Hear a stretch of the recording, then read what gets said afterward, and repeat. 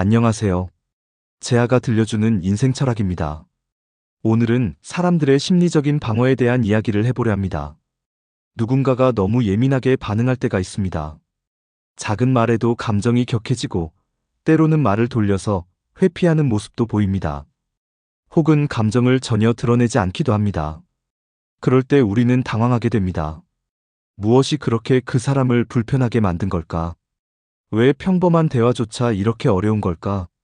그런 반응의 바탕에는 방어기제가 자리하고 있습니다. 방어기제란 마음이 상처를 입지 않기 위해 무의식적으로 작동하는 심리적 장치입니다.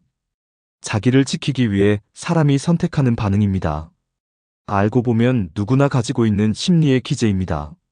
하지만 그 강도가 높은 사람은 일상적인 관계에서 어려움을 겪기도 합니다.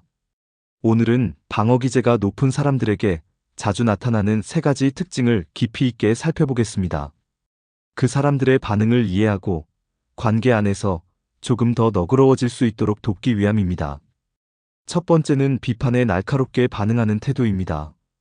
이들은 어떤 형태의 지적도 쉽게 받아들이지 못합니다. 사실을 말했을 뿐인데도 감정이 상한 듯한 반응이 돌아옵니다. 무언가 잘못했다고 말하면 그 말보다 더 큰 반박이 되돌아옵니다.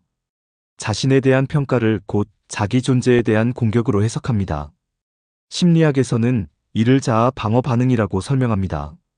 지그문트 프로이트는 부정과 투사라는 개념을 통해 이런 반응을 설명했습니다.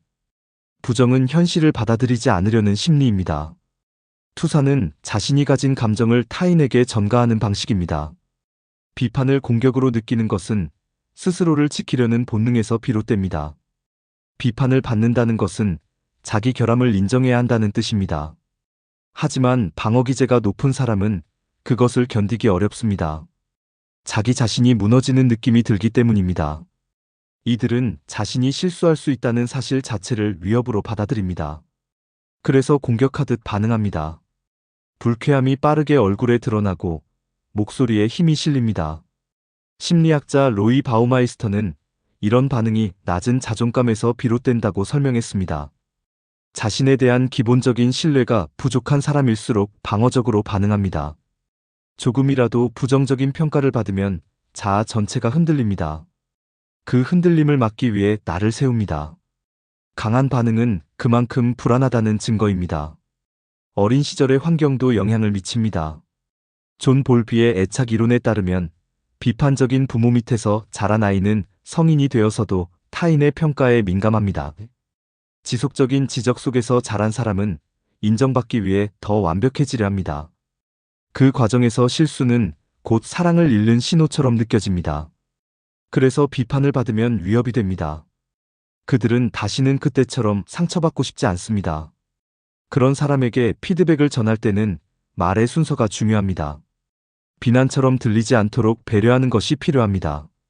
처음에는 좋은 점을 말합니다. 그 다음에 아쉬운 점을 이야기합니다. 그리고 마지막에도 따뜻한 말로 마무리합니다.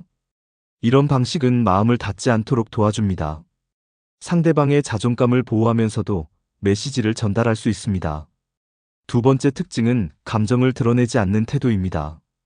그들은 슬퍼도 웃는 얼굴을 유지합니다. 화가 나도 아무렇지 않은 척합니다. 감정의 표현을 가능한 한 억제합니다. 겉으로는 조용하고 침착해 보이지만 속마음은 다릅니다. 이들은 감정을 드러내는 것을 약점으로 인식합니다. 누군가에게 속마음을 보여주는 일은 곧 상처받을 가능성을 여는 일입니다. 그래서 조심합니다. 마음을 꼭 닫고 문을 열지 않습니다. 말은 짧아지고 표정은 무뎌집니다. 감정 억제는 일종의 생존 전략입니다. 제임스 그로스는 이를 감정 조절 전략 중 하나로 분류했습니다. 억제는 감정을 느끼되 표현하지 않는 방식입니다. 이 방식은 단기적으로는 갈등을 줄일 수 있지만 장기적으로는 내면의 압박을 누적시킵니다. 표현되지 못한 감정은 사라지지 않습니다. 그 감정은 다른 형태로 터져나오게 됩니다. 특히 감정 표현이 억제되는 문화에서는 이 경향이 더 두드러집니다. 한국처럼 집단 조화를 중시하는 사회에서는 개인의 감정을 드러내는 것이 조심스러워집니다. 자신을 내세우는 것보다 분위기를 지키는 것이 중요하게 여겨집니다. 그래서 감정은 마음속에 눌러두는 것이 미덕처럼 느껴집니다. 철학자 니체는 우리가 자신을 가장 잘 숨길 때 오히려 가장 잘 드러난다고 말했습니다.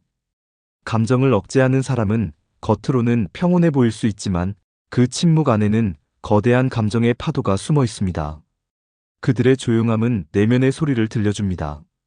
이들과 가까워지기 위해서는 인내가 필요합니다.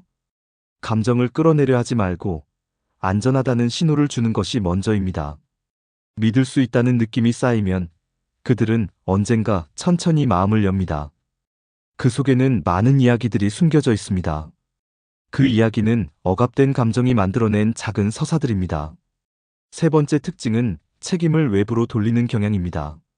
무언가 잘못됐을 때 스스로를 돌아보기보다 상황이나 타인을 탓합니다. 나는 잘했지만 누가 실수했다는 식입니다. 환경이 나빴다며 회피하기도 합니다. 이런 반응은 자기 이미지에 대한 집착에서 비롯됩니다. 실패를 인정하면 자기 자신에 대한 신뢰가 무너질까봐 두려운 겁니다. 그래서 실수의 원인을 외부로 밀어냅니다. 책임을 회피하면 마음은 잠시 편안해집니다. 하지만 그것은 진짜 해결이 아닙니다. 버나드 와이너의 귀인 이론은 이런 심리를 설명합니다. 사람은 실패를 외부 요인에 귀속시킬 때 자존감을 보호할 수 있습니다. 하지만 반복되면 자신도, 관계도 성장하지 못합니다. 특히 자기애적 성향이 강한 사람은 이런 행동을 자주 보입니다. 자신의 실수를 인정하는 것이 자존심을 무너뜨리는 일로 여겨지기 때문입니다. 장폴 사르트르는 인간은 자유롭지만 그 자유에 따르는 책임을 두려워한다고 했습니다.